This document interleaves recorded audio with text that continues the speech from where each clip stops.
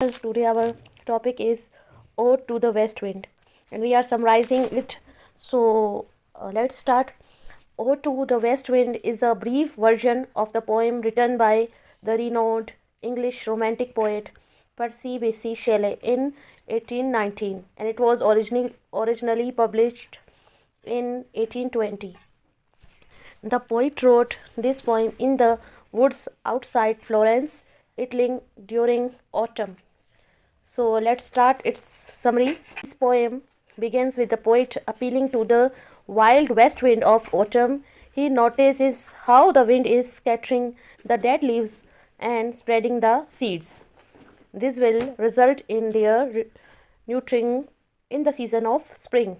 Thus, the poet labels the winds as a destroyer as well as a preserver. He calls for it to hear him by describing how the winds is responsible for stirring up violent storm. While he is calling out for its attention, he keeps describing it further. He mentions unusual exploits of the winds and how it is responsible for waves in the big oceans, seas like the Mediterranean Sea and the Atlantic Ocean. Once again, the poet calls out to the wind so it hears his appeal.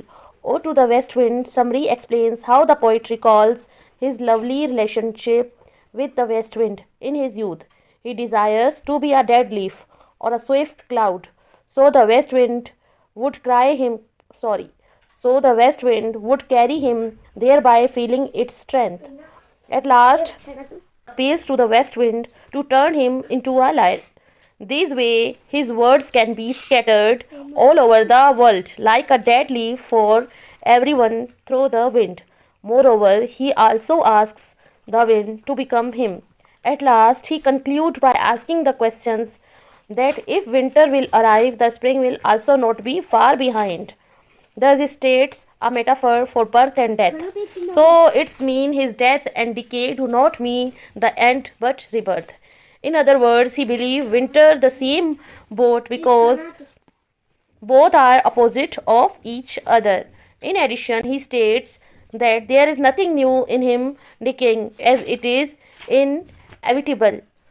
Conclusion of Ode to the West Wind summary. Ode to the West Wind summary is a poem that shows us the power of the wind, which brings a change in the natural world. Similarly, the poet's wishes for reform in society. Moreover, the poem has underlining themes of optimism and hope for the better future. That's it.